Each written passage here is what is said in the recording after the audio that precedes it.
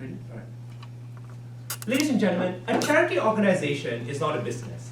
The goal of a charity organization is not first to make the most money, first to expand, first to operate in any way that is aligned with business. But in doing so, we have to make sure that the principles and the ideologies of this charity organization is one that's not compromised, and that is something side opening government is proud to stand for.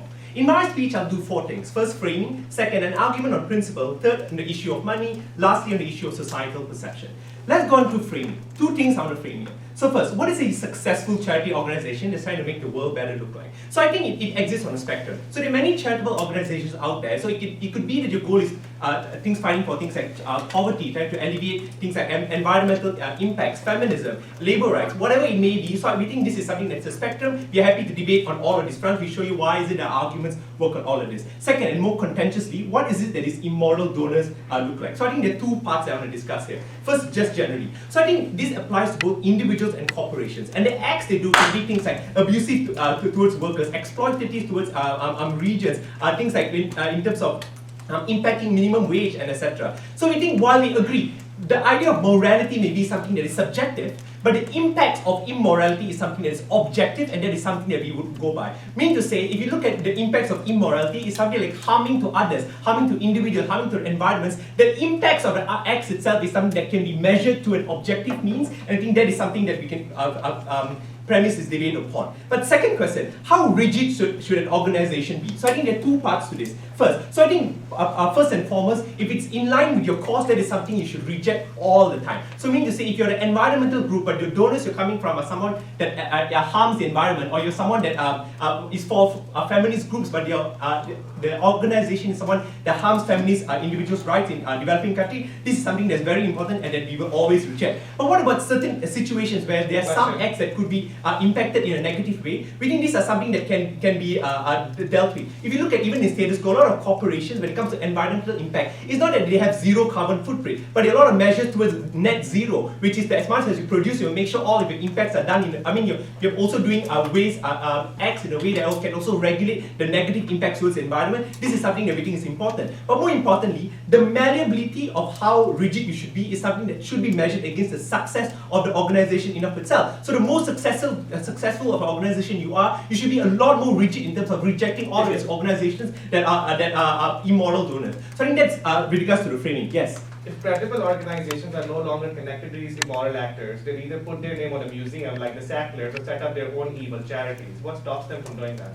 Okay, so I think the question is, if you've done things in the past and you're moving to, I think that the transition of an actor that's moving towards more morality than immorality in the past is something that we stand for. So even if you've done immoral acts in the past, but at this point in time you've renounced it, you're no longer associated with it, we think that is something that charitable organizations can look at, a second chance of dealing with these things. So let's go to first in terms of principle. So why do you think the principle argument is important? 3 parts to this. First, there are 3 levels to discussing why is it that the principle of a charitable organization is something that's impactful. First, the objective or the mission and vision of what you set up for is important. So that individuals are able to observe what are the purpose of the organization at the very root of it, and what is it that the goals you're trying to achieve. But second, the roadmap to it. It's important that you show your roadmap of you achieving your goals is something that's not tainted by all of these negative acts that exist. But also, it must be visibly important for individuals to observe the factors that exist that the companies are based on, so that people are able to generate some form of confidence into these organizations. What are the impacts to this? If you stray away from this and you collect money and you don't care about any and all immoral acts that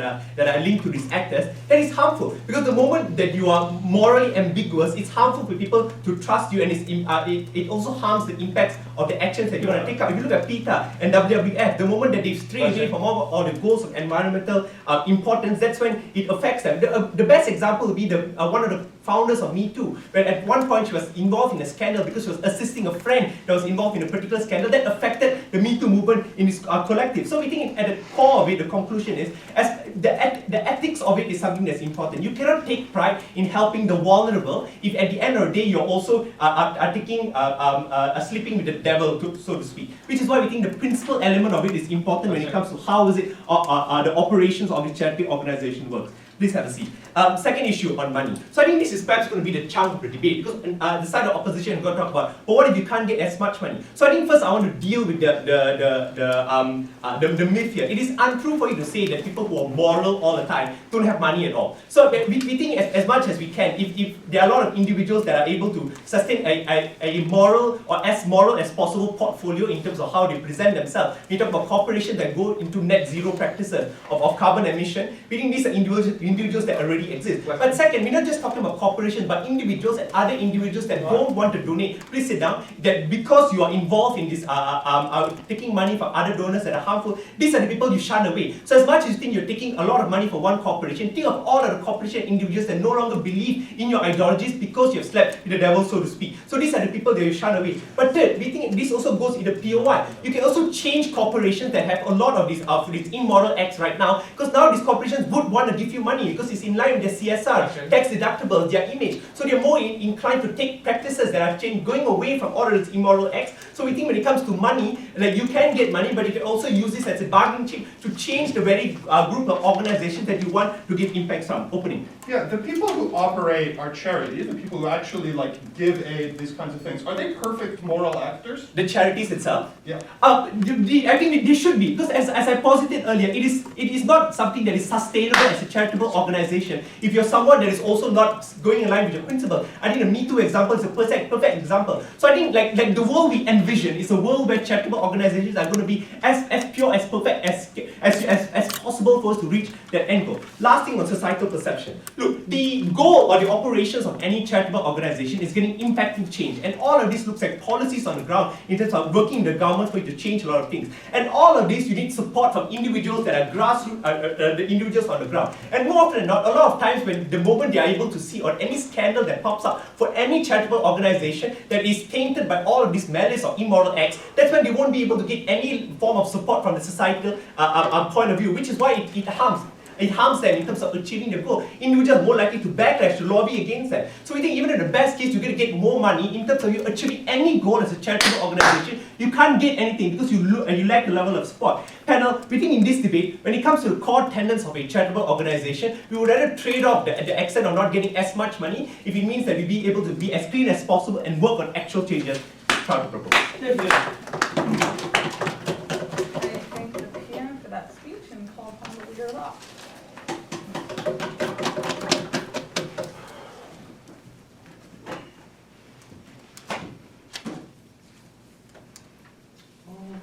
Okay, I don't think there's anything that's going to work as a makeshift podium, so we'll just go like this.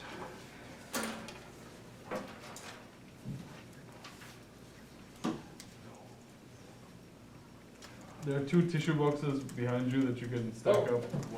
This might actually work.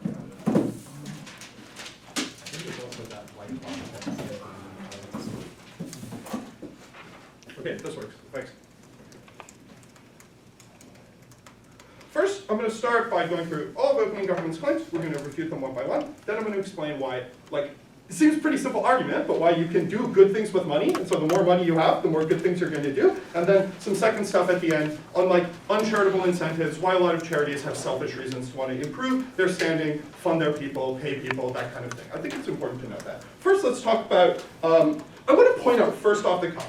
It's very, very wide what the definition of an immoral actor here is, right? Government's super, super broad in what they're going to clarify, where essentially almost any corporation has some externality that you can point to as directly being harmful. Any individual who has money has probably been involved. We've all participated in things like fast fashion, animal violence, right? There's tons of just clear harms that everybody who exists in society is going to perpetuate just by existing. So in as far as we're going to say any single action makes you an immoral actor, or even if you're producing more harms than good, which I think the vast majority of wealth in the world is likely to, you're immediately restricting a massive pool of liquid assets that you can never touch for fear of being tainted. But I think the problem is that the taint is always going to exist. When I ask on POI if there's people existing in this charity who are imperfect moral answers, they say yes because the answer is obviously yes. But the problem is that in government's world, they're pitching a charity that is a perfect moral Puritan actor. On our side of the house, we concede that we're trying to do good, but sometimes, we might take money from people who are bad. We might say, for instance, have aid workers who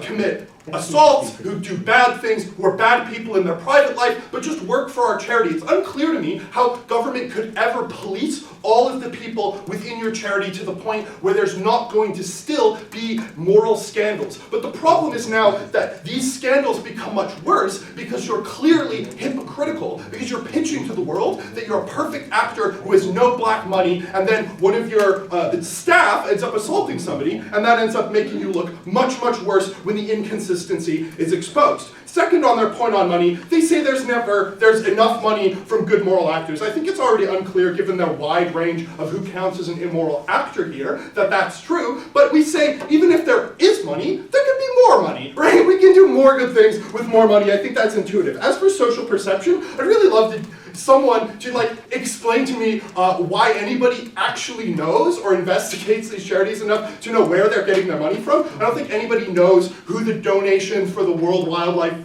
Fund come from, where that comes from. Even, I think, in cases where there's going to be a big scandal that gets publicity, one, I think that's immediately outweighed on optics by everything that we can do with that black money, which people are going to pay more attention to because it makes them feel good, and that paints our charity in a positive light. So I think on optics that's immediately outweighed, but I also just don't think people care enough for this mechanism to hold water. Closing. Yeah, so if you're a charity that supports survivors of sexual assault, should you take money from Jeffrey Epstein because he can give it to you? If we're talking about Jeffrey Epstein, yeah, I think we have to say yes. I think it's pretty clear that we can do a lot of good things with this money. What does that look like? We say, first of all, I think even if, to some degree, our actions are constrained, say because we have the sort of funding, maybe it's conditional, or there's going to be something like that. I don't know what government's going to come up and say. We say even if there's constraints, obviously we can do incredibly good things. But I want to point out that in a lot of cases, as for what we can spend this money on, we can direct it, a lot of the immoral actions that are going to be funded are of a different, ethical category than the cases where we're going to be working, right? So I think it's very unlikely that, the Epstein Foundation would give money to a sexual assault charity, but I think it's likely maybe Lockheed Martin would, or maybe Shell Oil, right? Other companies who do ethical actions that are harmful in one sphere, but not in another. Because people don't have clear ethical perceptions. There's no widespread global agreement on what ethical norms are. So I think also on that end, since there's we're mixing and matching the ethical fields through which we're offending and also through which we're helping. So I don't think there's going to be cross-pollination in terms of where people feel we've offended the sort of vision and the end of our charity as an institution, given that there's going to be, I don't think anyone holds the World Wildlife Fund accountable for actions committed of, say, labor exploitation, because that's just not what this is a charity about, and nobody who's donating to that charity is going to hold them accountable for these different kinds of ethical harms. Yes, opening. If your organization is okay with receiving money and endorsing immoral actor, where do you draw the line in terms of you committing immoral acts yourself? I think if we're talking about where we draw the line with immoral actions by self, so I think you just have the same standards as anyone else. I think it's really weird to say that when you do something good and when you want to be involved in a good enterprise, that now makes you have a higher ethical burden because you wanted to be a good people and creates unique constraints on your actions. I think people probably all have universal ethical burdens, and it's weird to point fingers at the people who are doing the best things and to hold them and to push all of this vitriol and policing on them instead of the people who are doing the worst things. I think that's a very strange burden. I also want to point out that there's a trade-off here. If these immoral actors are donating money anyways, I think it's very likely they're doing so, say, for optics, to make their image look good, or maybe for tax write-off reasons. So they're very, very likely to donate this money anyways. The problem is that, as closing says, which I'm going to steal now, maybe they do this by donating to a charity that's actively harmful, or something that helps their image or doesn't do good, or simply another charity that, as per info slide, is not fiated to be effective. In opposition's world, this money guaranteed does good, and in government's world, it it's not clear that it does good and might do active harm. I want to end this speech briefly by talking about the fact that charities don't just care about their charitable cause. They're not pure ethical actors. They care about the people who work for that business, the people they go to work with, the people they maintain relationships with. They care about this as an enterprise that they started and run. People care about the place they work, and when you're a charity, this is the place you work, this is your family. And so I think in as far as getting this money allows you to say, give better health care, better sort of labor conditions, to give your workers more money, to expand the scope of your business and the enterprise you're all collectively undergoing in. I think you have clear selfish reasons that do matter and are likely to be extremely important, maybe not more important than the charitable reasons, but still very important to the people we're talking about in this debate, and I don't think should be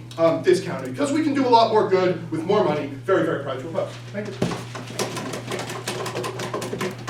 I thank the LM for that speech and call upon the DTM. Also, just a reminder to people that are listening to their partners to keep it quiet. I think we forget in person that sound travels really a lot, so do your best. Yeah, whenever you're ready.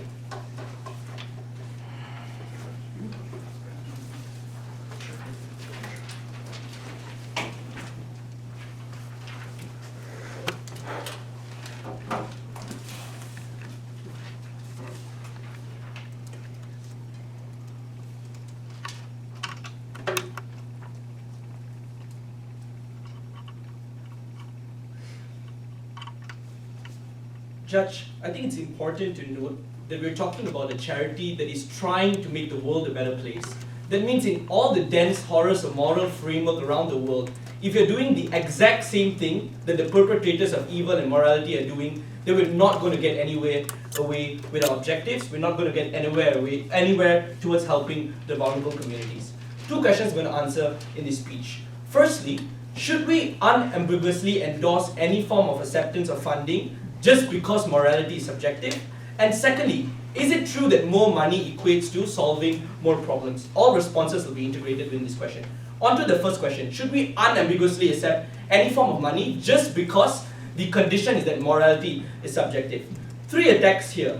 The first thing I want to note is, it is not true that morality is subjective in all circumstances. I think in Prime Minister it was clear that there are some times an immoral act is an objective harm or an objective a harm towards morality in terms of its framework. Therefore, it is still identifiable as to what exactly something that can be connoted as immoral. But secondly, it is weighing. Because maybe perhaps it is true that morality does exist in the spectrum, we'll accept opening opposition at its best, but it's about the weighing here, debate and judges. That means the amount of good that you can do towards this community and society should outweigh the net harm that you do. And in that sense, you are more moral as an actor when you do more good towards society. So you can't just pinpoint some immoral actors and make the identity of the actor one that is immoral, but rather it has to be weighing of the actions that they do, and if they have more moral actions, therefore they can be construed to some extent moral actor. But here's where the nuance is in the third level, is that we think the scale of acceptance towards your money can be in tandem of how successful you are, and that's why this contention is important. Sure, there are some morally ambiguous areas and grey areas where maybe they are somewhat immoral or moral at the same time, but that's based on the success of the organization. If you're a charity organization that is really successful and you don't need as much money as you were 10 years ago, then your standards can be more rigid. But the important contention here is whether or not we can create some level of objectifiable standards of morality, and opening opposition was not charitable to that. But even then, if morality is subjective, we will contest on the other side that it brings two very insurmountable harms. The first is you're directly complicit towards the horrors and harms in this world. And this is significantly important because if you're a charity organization that takes pride in championing the most vulnerable or helping to make the world a better place, you're directly complicit in the horrors because when you accept money, maybe you're as a charity organization can pay the cost and the utilities of your charity organization, but the very companies that you're receiving money from is directly causing harm to the minorities that you stood to protect. That means there is no net good towards the amount of help that you're doing towards the community. You're better off in your own charity organization in terms of paying for your cost maybe, but not doing a net good towards people because these charity organizations are directly complicit. Before going on, I'll take closing. on your principle, do you think the average Afghan woman being held by the International Rescue Committee has the same moral standard as the International Rescue Committee? I don't think it has to be the same, and that's why this debate relies upon. They don't have to have a binary response towards how morality is. Sure, it's a spectrum, but we think that spectrum works well in tandem with the success that you achieve, firstly, of your charity organization, but secondly, it has to be based on the founding principles of what the charity should be, and that's why we need to be more moral on that regard. But secondly, this is especially important because people like Jeffrey Epstein, for example, that abused underage women, underage girls, and also engaged in sex trafficking, for example, it's antithetical for these individuals to serve to causes that help women, for example, because it's directly antithetical to the very cause that you're willing to protect. What is the impact of this? And I think this is significantly important. It's important to note that a charity organization and the principles that it holds is oftentimes a roadmap towards the end goal that you want to achieve.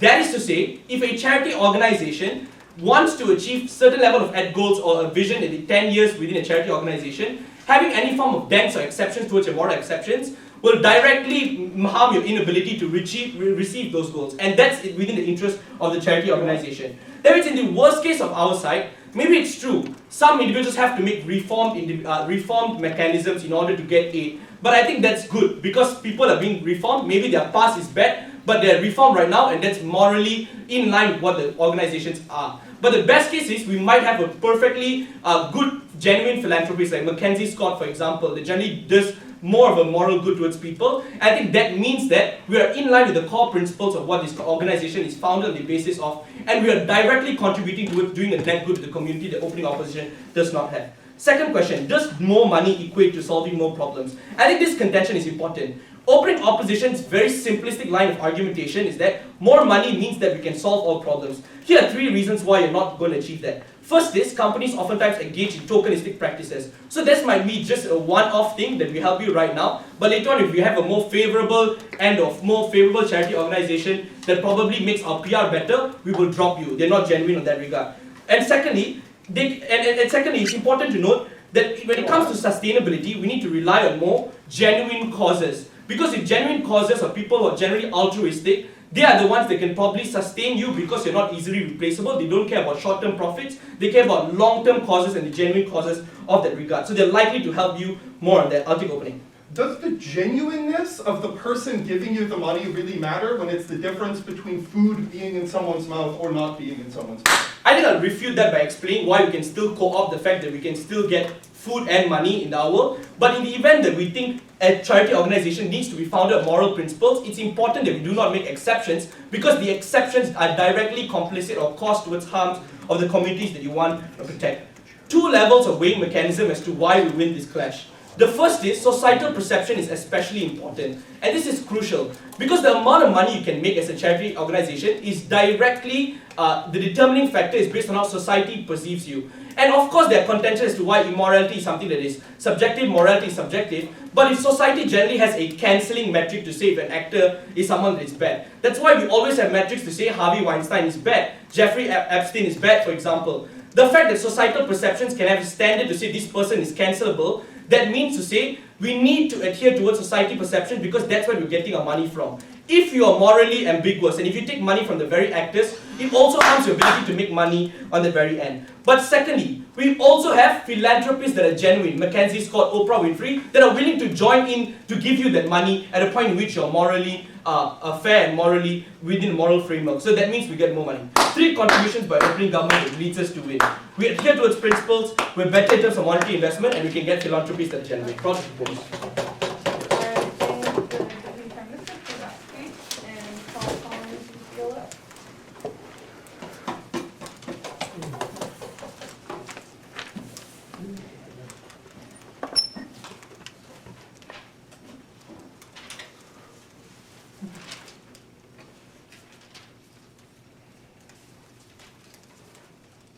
Am I audible? I had to make that joke at least once this trip. I'm sorry. I'm sorry. Alright, am I good to begin? 2 things in my speech. First, some comprehensive refutation of everything we've heard from side of the government, and then some quick rebuilding of what I believe to be a largely untouched case. But let's start with the rebuttal. I have a simple question for you. is Robin Hood tainted by the fact that he takes money from the rich and gives it to the poor? When the government when the government taxes money from evil billionaires and uses that money to fund roads and bridges and other important social services, is that act of exchange necessarily tainted? We say no, because broadly speaking, we believe that their idea of money being inherently tainted from exactly where it came from really doesn't hold water, and in my speech today, I'll explain to you exactly why that is. Let's start with some line by line. I'd like to first point out that, as Dirk explained, we have a fundamentally more charitable interpretation of what the interests of these charities are. They not only want to follow their ideology, but they also have motives for institutional self-preservation. They also, as an institution with people in it, want these people to be happy, want these people to be fed, want these people to have jobs. They really didn't address that much in their speech at all, and for that reason I think our characterization is more fair.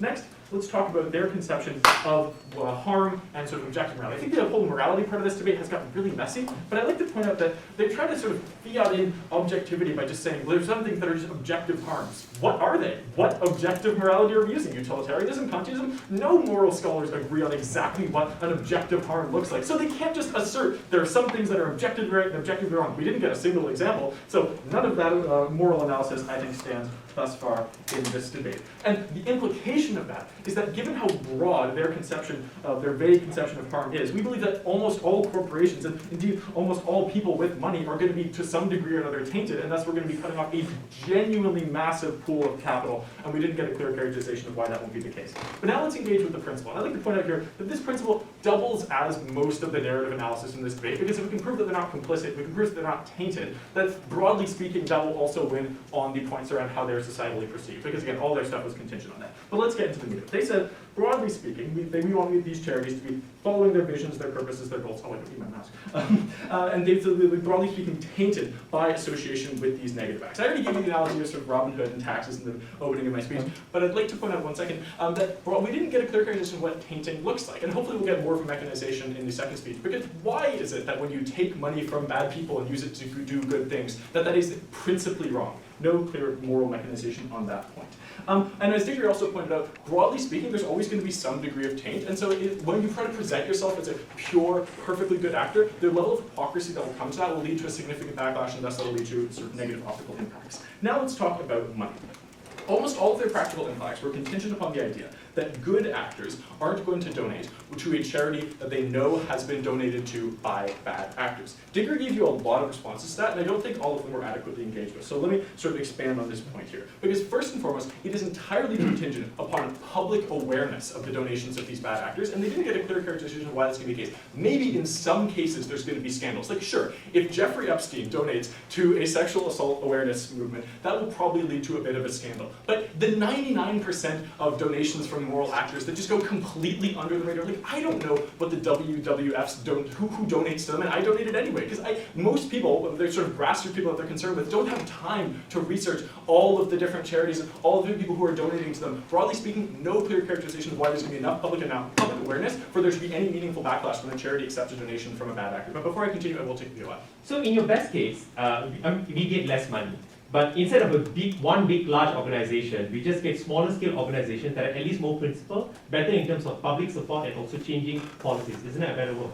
As I've explained, I disagree with your characterization that there's going to be better societal awareness, and as I've explained, we think that broadly speaking, we don't buy the characterization of principal tainting that we got under Settlepost. Hopefully the CG can expand on those points. But as Diggory explained, broadly speaking, their main goal is, again, to use the money to do good things, and I'll gauge later with what I believe to be their mischaracterization of our argument, or why it is that more money leads to more progress. Broadly speaking, I think it's pretty clear. If we can prove that we get more good done in the world, and we can prove this is better for the charities, we win this round. Those are, I think, the burdens that you should weigh this debate on.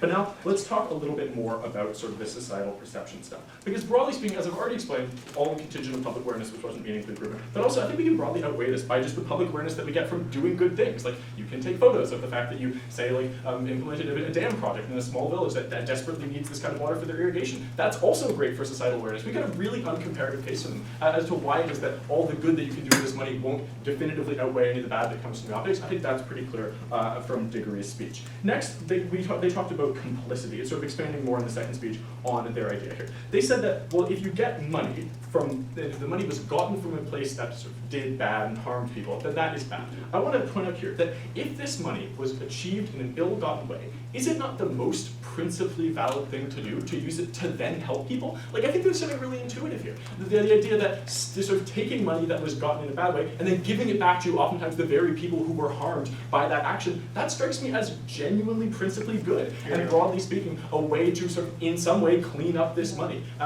Taking it from these sort of people, the exploiters, and in some way, either directly or indirectly, giving it back to the exploited. Next, I want to talk about the really weird framing on complicity, because I don't really understand how it is that benefiting from something means that you're complicit in it, that something here being exploitation. Like, if I'm, for example, an African American in sort of a state in which I'm oppressed by my government, and they use my tax dollars to sort of, actually, they build roads and bridges, that benefits me, I'm not then complicit in sort of their exploitation of me. Broadly speaking, just benefiting from something doesn't immediately mean that you're complicit in it. We needed a much more clear characterization of how benefiting something translates to complicity, because all sorts of people benefit from governments that oppress them, so clearly the relationship isn't so succinct. I'd like to end my speech with some quick rebuilding. I think I've already done a lot of this implicitly. Digger explained to you why it is that sort of the minimal constraints on action that might come from this are sort of ultimately outweighed by the fact that you can at least do things when you have all this money. The responses that we got is that we're endorsing immoral actors. No clear characterization of why that's the case. We're not saying these are good people when we take their money. In some cases, we might even be able to speak out against them. We didn't get any arguments to the contrary, so we think that we can assert that at this point. Next, we got the idea that in response to all of our stuff around obviously just doing stuff with money, we got that more money doesn't necessarily equal more progress, because, well, we're just going to be getting one-off donations. One-off donations are still great. And then that second week, we got that we're going to need to, it's better to rely on recurrent donations. I'd like to point out here that this argument doesn't actually counter-argument that more money equals more progress, but what it does, it's just entirely contingent, again, back on the societal perception, back on the optics point, and so we never got a clear characterization of why using money to fund good programs to help people in most vulnerable areas is just the most plausible link in this debate. But I'd like to last point out, again, no clear response to all the stuff around how even if the money somehow doesn't manifest in helping the world, making a better place, which as is fielded by the motion, it will, these charities also care about their own workers, they care about being able to put food on their table, they care about being able to have good labor conditions, being able to avoid layoffs, and all of those, for all those reasons, because we've proven this is better for the charities, and because we've proven too that this will make the world a better place in line with the interests of these charities. We're so proud to do this. Thank you very much. I thank Gil for that speech and call a common member of government to open the back off of the debate.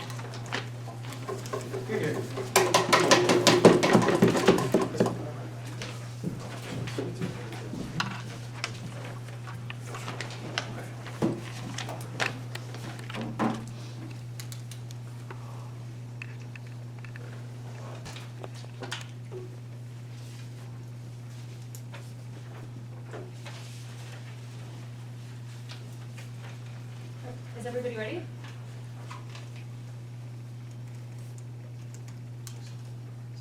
The immediate silence after the POI about Jeffrey Epstein was asked to OO is telling, because it is clear that people who do immoral acts, people who are known to have done immoral acts and commit them against society, are the exact sorts of people that cause you to pause when you're asked about whether you should take money from them. There are questions as to why women's shelters should or should not take money from people like Jeffrey Epstein, people who have the affirmative reparative desire to give it to these exact organizations. CG is going to break the mechanistic quibble that happens in opening half as to whether you should or should not take this money on the margin, and look at, firstly, who is giving money to which charities and why, and secondly, explicitly why the association with this funding is important and why we think that it outweighs the material that OG gives you.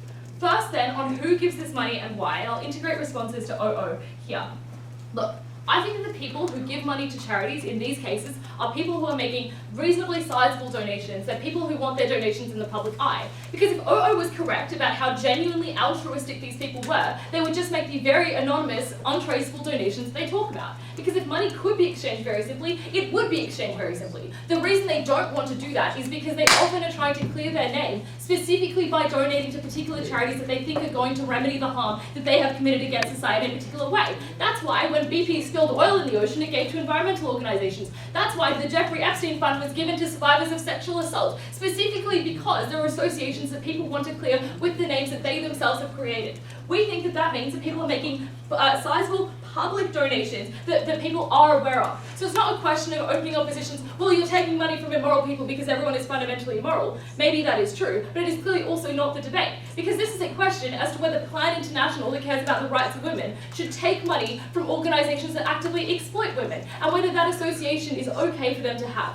To the extent that that is true, the optics argument is extremely important, because I would note that charities don't just take the money of donors. It's very clear that nobody on this bench has ever worked for a charity, because the things that you need to do to get sizable donations are schmooze them, be really, really kind to them, organise events in their name, put their names on specific funds that you're giving to individuals, and make that public association clear in the way that they wish for it to be clarified. Specifically, that you're going to be tacitly endorsing the actions that they have taken through their association with their personhood or with their corporate structure. There's always going to be a link that exists between you two. So it's not a question of does money exist, because I'll prove to you now that there is a trade-off in the money that you take in the way that you're perceived. So on the question of perception, there are 5 points I want to make here that OG broadly ignores.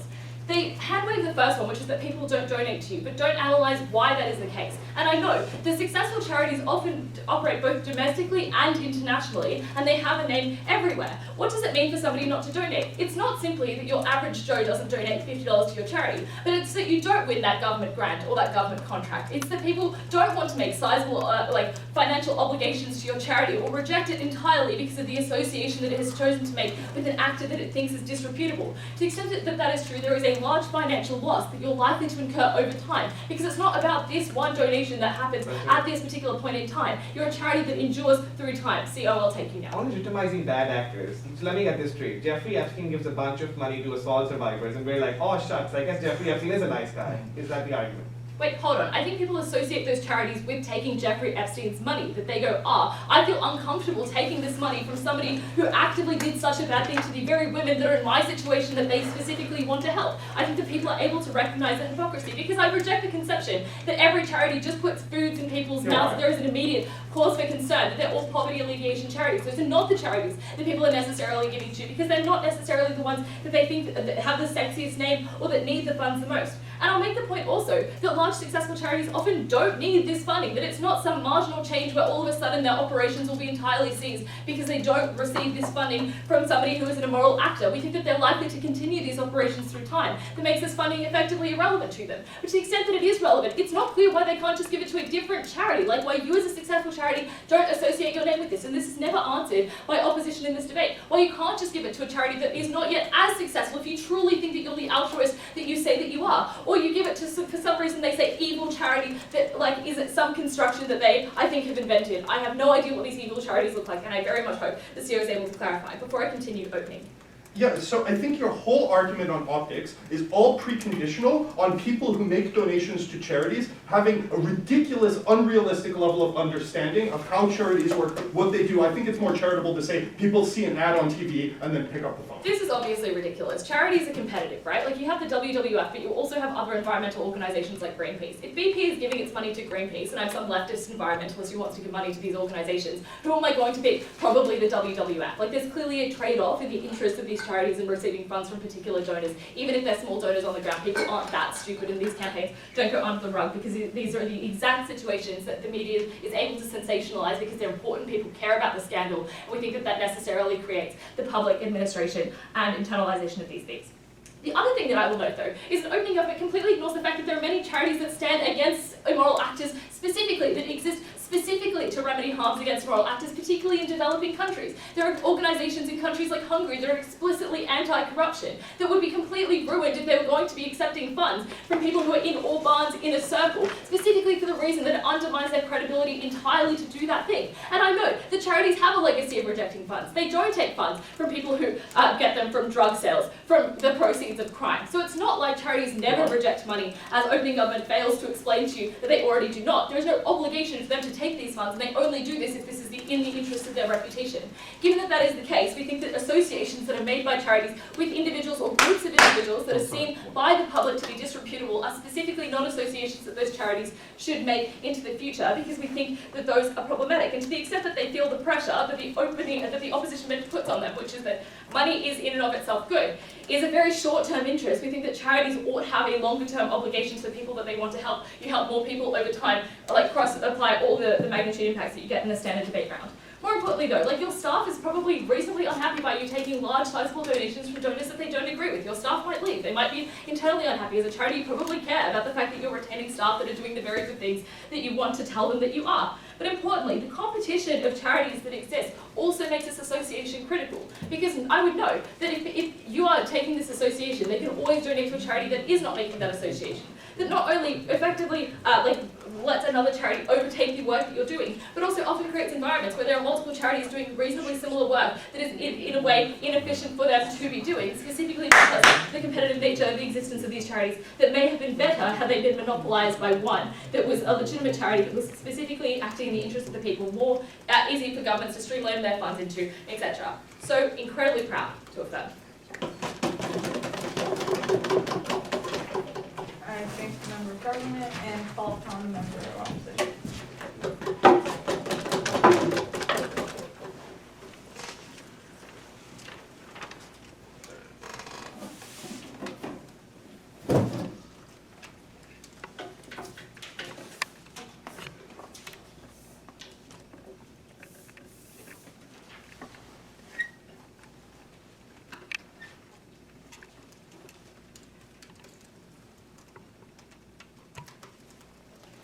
None of the claims in this debate matter, because as closing government member themselves pointed out, the amount of money that changes in this debate is relatively little for already successful charities.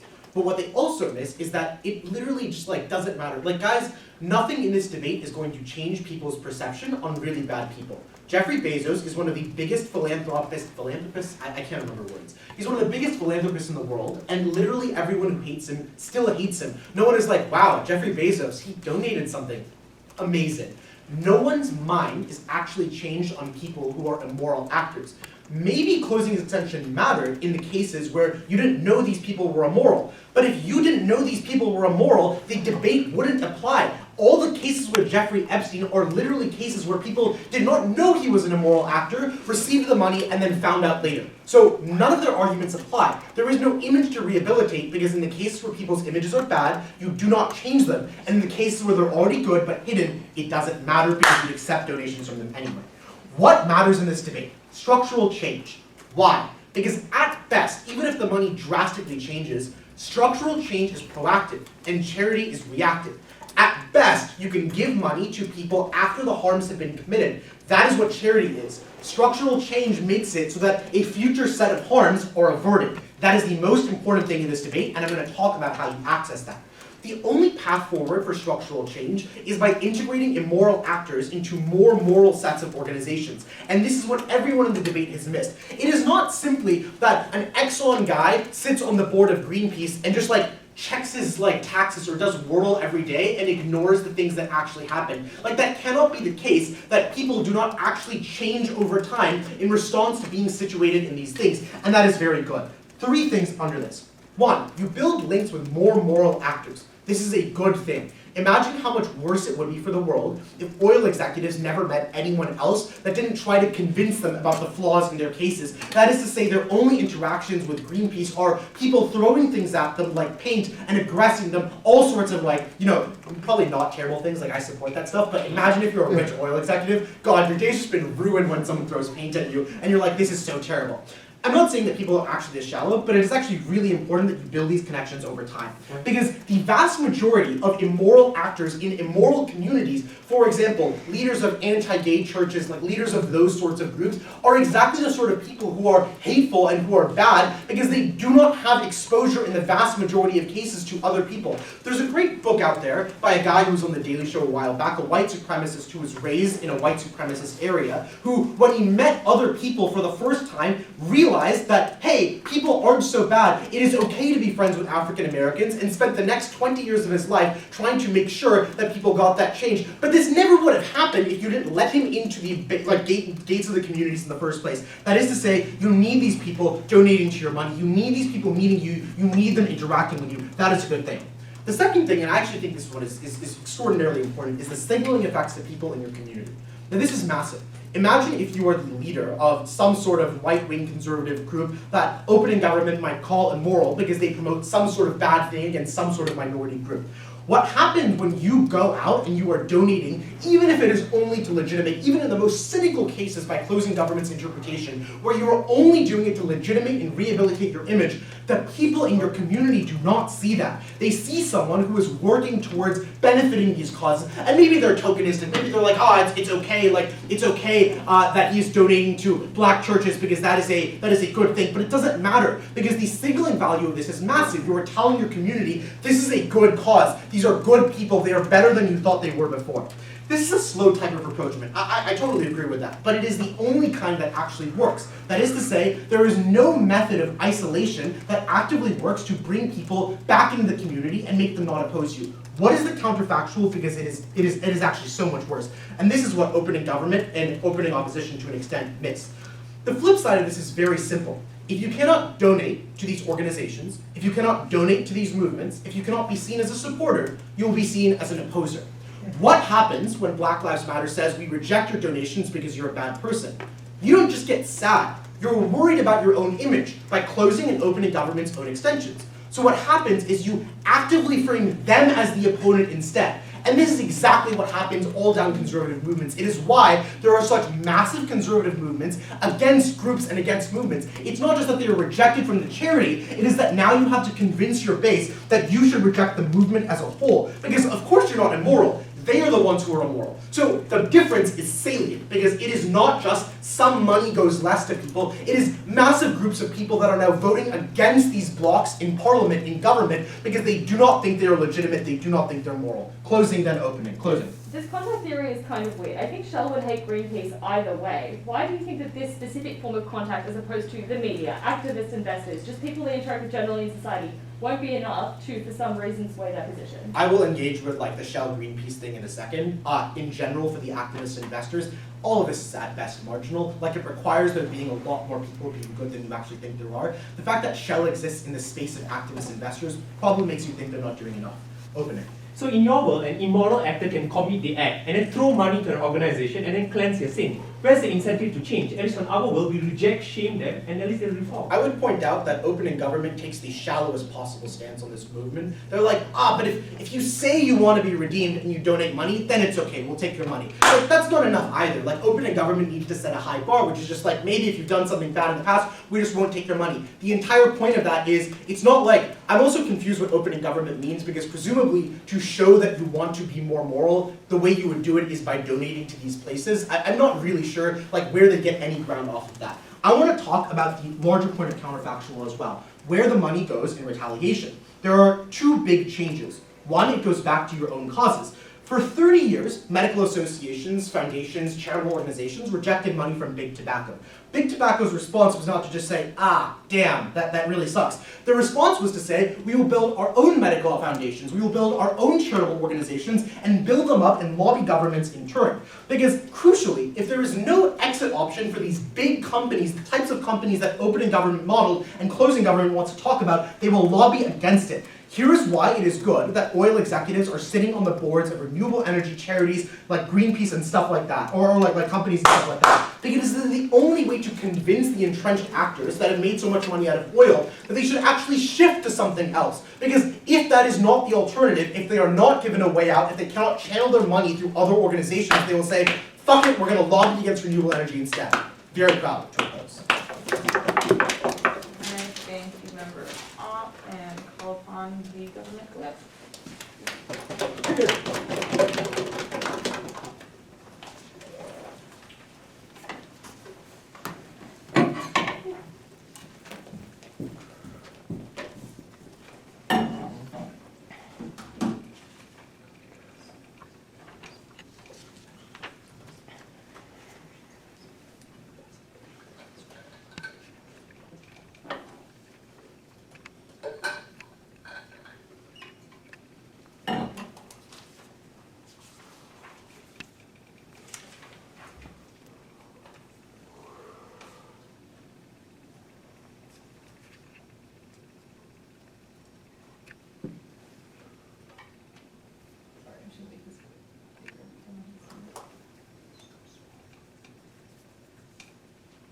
Three, two, one.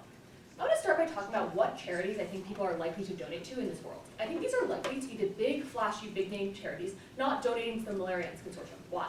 If you're a rich person looking to rehabilitate your image because you've been caught up in a scandal, you want to donate to something that's going to put your name on something big, that you can show off in the world, that you get to go to a fun gala and have everyone praise you and put out in the press that you did these good things.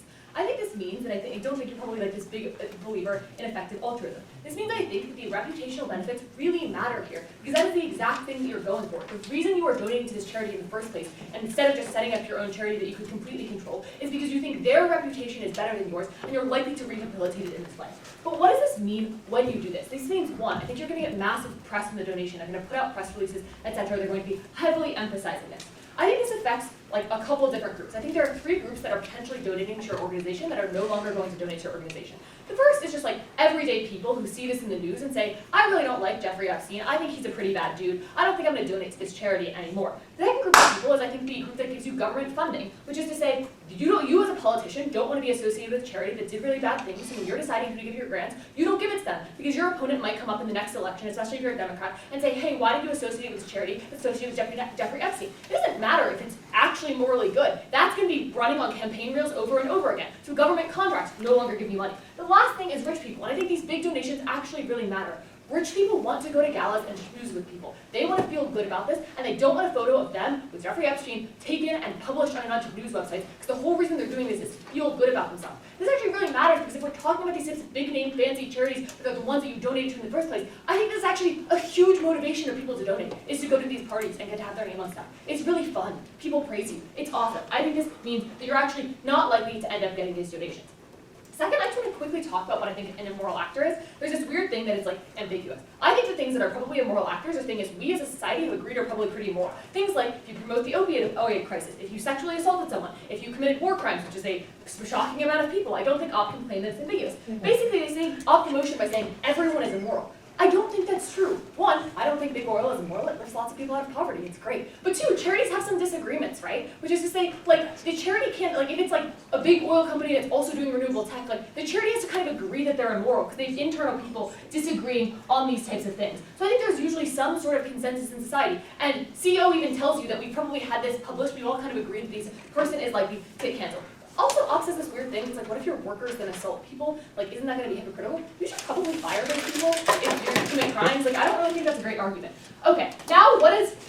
I'm going to just respond to what CEO says. First, it tells you that it doesn't change your perception on really bad people. I actually think it does. We've given a few examples where it hasn't changed it. But when I think of Meg Whitman, I think of the Whitman Asian Noodle Bowl at my local res college. I do not think of the fact that she prevented her son from getting kicked out of Princeton because he committed sexual assault. Because I do think that when you donate enough money, when you put your name on enough things, people kind of start forgetting about the bad things. Because news cycles change, you're able to publish this enough. Because I do think this matters. But two, I think the people around you are going to emphasize this, which is we've seen this is bad, now we have emphasized it, so you still go on the Google and you do these types of things. I think this is probably bad. Second, they tell you why structural change is really important, charity is reactive, this matters. One, this is an actor motion, so I think probably the actors of the charity probably think what they're doing is a good thing. They probably think charity is really important, more so than structural change, because they're the ones who chose to work at this charity, so when you're considering their beliefs, you ought to consider this. But second, it says you build links with moral actors. Look, I don't know why you would ever challenge someone. Like when someone is coming to your building to donate lots of money, you think, OMG, thank you, you're so awesome, thanks for donating $1 million. You don't engage them on a philosophical debate about what they did is wrong.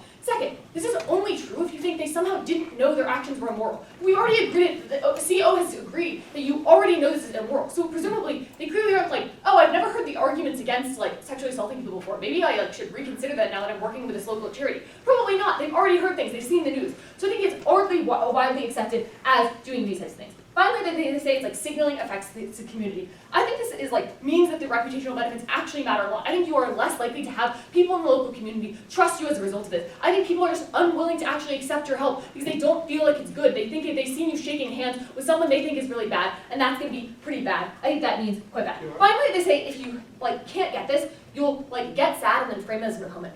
Do they think that conservatives tried to donate to BLM, then suddenly said, I can't donate to BLM, let me become a conservative and get really angry? I think this argument is just totally illogical. They are clearly admitting that they think it's a good when they try to donate to the charity. They decided to do this because they want to do this because they want to recover their name. This means that then, in the absence of doing that, the likely alternative is they just donate to a different charity that's not yours, and I don't think this matters very much. So I think it is just incredibly strange to say they're going to suddenly become like they're an immoral actor working for big oil, they try to donate to Greenpeace, Greenpeace tells them to fuck off, and they say, oh, I guess I'll go continue to lobby again, which they probably were doing to begin with. Yes. Yeah, if the immoral actors you're talking about are so deeply invested in rehabilitating their image, why can't they use their vast amounts of assets to just do that anyways on either side of the house? Okay, sure, they do that, but then the charity thing still matters. Which is say, the one, the fact that you turn off other donors, which is what you care about as charity, and two, what Nicole tells you, which is you piss off your staff, because the reason your staff is working for such low wages is because they get to go home at night and say, I'm such a good person, I help so much, and not that I had to talk with some horrible person. Closing. Your argument is mostly based off of very entrenched rich people who are powerful, like Meg Whitman, a gubernatorial candidate in California, doing things. If you piss off these people, doesn't it also undermine your arguments about getting things like government financing? No, because I don't think the majority of actors in these governments are going to be immoral, so I don't think this is true. But second, I think if they're going to get that pissed at you when you say, hey, sorry, we're not going to accept your donation, I'm just unclear that they have this extreme reaction. Okay, now on to just the I think one, their entire point relies on you actually getting the money. We tell you why this is likely to trade off with other types of donations. This is bad. Second, their point on staff, which is say the reason they're like, you can pay your staff more. The problem is the reason your staff is working for so little money is because they get to go home at night and feel good about themselves. This means that I think you are actually likely to have a large amount of your staff quit and you're no longer going to be able to maintain yourself as a charity because they feel really uncomfortable with this, because they signed up for low wages in order to feel good about themselves, and now they have to schmooze these people who are very bad. Sorry about that. And then finally they say donate to another charity. Okay, that's fine. Like, then you're still fulfilling your moral obligations as a charity. Just briefly on the way. Look, I don't think the principle from OG really matters, and I don't think they ever explain the effects on a nation change. What do we tell you that's really important? First, I think we actually give you a conception about why people are actually less likely to donate, which is to say they literally just don't want to talk to these people at parties. That's how a lot of these charity donations work. But second, we tell you why you're likely to just piss off a large amount of the staff, people who work for the charity yourself, that they're going to be unhappy with you because they feel uncomfortable. They no longer get to have that moral superiority that they got for working at Greenpeace rather than working at, I don't know, some consulting firm. This means that I think you are actually likely as a charity to, one, decrease all the family values that OO tells you about. So two, you're actually less able to achieve your mission. For all those reasons, so proud to oppose.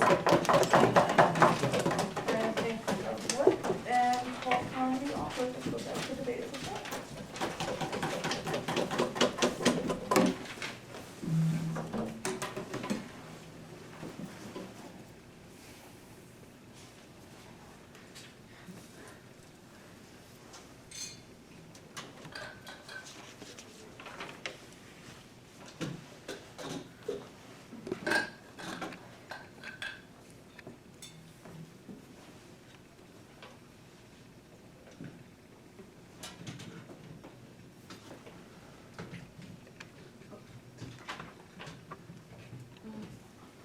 Sorry, one sec.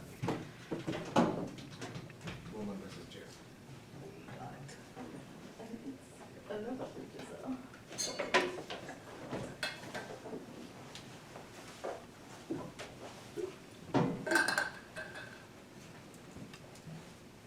think Wednesday. Okay.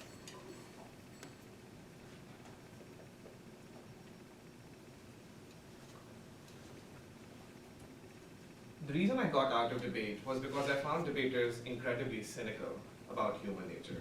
I also found them to be fantastically privileged. I'm going to show you evidence of that which runs throughout government benches line. Before that, 4 takeaways from what Aditya said. Number 1, immoral actors are surrounded by immoral communities. This is important for 2 reasons. 1, if you swing the donor, you might swing the person. So if the Koch brothers once in a year, once in a decade, decide to give to a good charity, that has signaling effects because the Koch brothers speak at CPAC, they're on Fox News, all of that stuff. But secondly, and importantly, whenever you frame this argument in the context of taking money versus not taking money, the correct framing is with us or against us. This is the critical framing that closing opposition brought, which is that when you deny these people, when you deny Epstein, when you deny the Koch brothers, you set up an adversarial attitude. You give them incentives to actively oppose you. Number 3, it legitimizes the trope that these charities are leftist, cancel culture, loving propaganda outfits. What that means is that people stop giving money to them because suddenly anyone who's done anything immoral is going to go off on them. Imagine Tucker Carlson's take on what government is doing, right? Like suddenly donations start going down. So it's all about, well, 10 years ago you did X, Y, Z, so suddenly you can't donate anymore. How does that perception interplay with the net of donations you get is important. But finally on CEO, Aditya said that the pathway forward towards transformative change is structural change, not the amount of money that you get. I'm going to show you exactly how we get that money. Firstly, quickly on closing government. The first thing I want to point out, and this is a weird inconsistency with opening government as well, is what sort of actors are you crowding out? Think about this. We say that if you don't have these guys in, they're probably going to put their name on a museum or build like that stupid scissor sculpture outside. Or you know what, worst case, what they're going to do is they're going to set up an AstroTurf organization which opposes the same aims you have. Think of the National Resource Defense Council, which is run by big oil. Think of a host of organizations such as the National Food Council, which is run by big beverages, right? So they set up organizations which actively oppose you. But secondarily, what happens on our side, and this is closing government's extension, you crowd out moral actors, such as government people who want to give money. One, if I want to dedicate my life to climate change, Epstein donating to it isn't going to stop me. I'm still probably going to give the money to the charity. But two, worst case, they stop giving the money to that charity. They set up another charity, right? So our crowd out is positive because that money still goes to good places. This is why I don't get their argument, because our crowd out is the government's not going to be like, all right, folks, I guess we have $1 billion left that we were supposed to give to them. That goes to like pool parties. Like that money is still going to go towards fundamentally good causes, which is why the crowd out argument doesn't make sense. Secondly, on closing government, this intuition about successful versus unsuccessful charities. This is also interesting because on one hand they say, look guys, these charities would be fine without these immoral actors. They don't need this money at all. At the same time, the argument is these people can show that they redefined the objectives of this charity and did so much great work and transformed this charity. Only one of them can be true, right? Because in their response, they're acting like the immoral actors are dispensable, and in their argument, they're acting like the immoral actors are critical to the organization. It can only be one of those things. Finally, on closing government, honestly, does the rehabilitation of perception happen? One, what Aditya said, right? Like, you know, if you know someone's bad, that's the motion, that's not going to change. If you don't know someone's bad, that's not in the motion, that's also not going to change. But secondarily, additionally, what happens to donators who are from places like Pakistan? Right? Like misogyny, let's just say, anti-Semitism, let's just say. What are your moral standards now is the question, right? It's not just that you're taking away money from people like Epstein. Thank you for giving us an example of, you've redefined what extreme examples are, but think about the average Pakistani donor. Right? Like this person, being perfectly candid, is probably going to be more misogynistic than a charity is going to be comfortable with, more anti-Semitic than the average charity is comfortable with. So what you're also doing is you're locking out marginalized communities from donating and from shedding light on these issues because these Western standards of what is moral and immoral aren't held up in those places. Having taken out their extension, I'm now going to talk about opening government. First, the principle.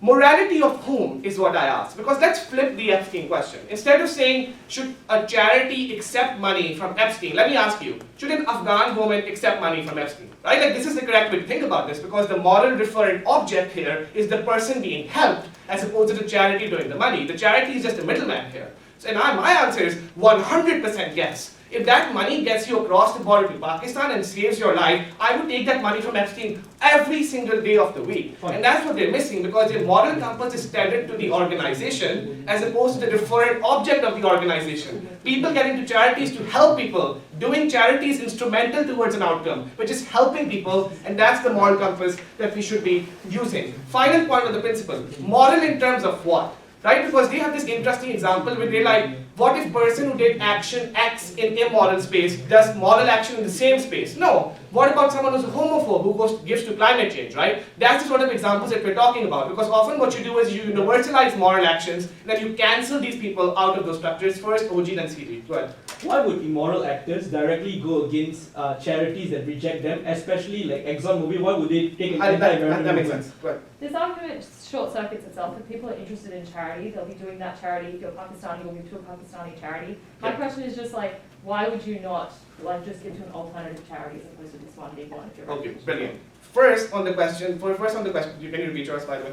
Why would they directly go against a charity Oh organization yeah, which banned on the PR? I mean, you're going to go against a charity because it's public now that Greenpeace says, I'm not going to take the money from ExxonMobil, to use Jane's fantastic phrasing, fuck off. So when that happens, obviously you're going to go against them because now it's a question of public perception survival, right? So you've created the incentive structure to do the thing that you wanted to prevent them from doing in the first place. Finally, on your POI, yes, obviously they can give to an alternative charity, but in this model, successful charities can't take this money, right? So they can only set up their own foundations, their own initiatives, their own institutes to funnel that money, because your motion literally locks them out of the alternative charities that you're talking about. Finally, I think it's also important to talk about liberal actors. I think liberal actors are likely to donate in the vast majority of cases independent of competing considerations, right? This is why Congress is screwed, because the progressives will vote for good things anyway, and the conservatives are going to blockade everything. It's the same thing in charities, where just because you have more conservative actors coming in, doesn't necessarily mean that you reduce liberal donations, but at the same time, conservative actors are much more likely to lock themselves out because they already have such high startup costs in donating in the first place. So if you want to protect people who get those donations, and you want to swing the people who are already tenuously moral as opposed to the people who are solidly moral. Panel, the pathway towards transformative change is structural. You do not get that if you try to cancel anyone who tries to make a change. Thank you for listening.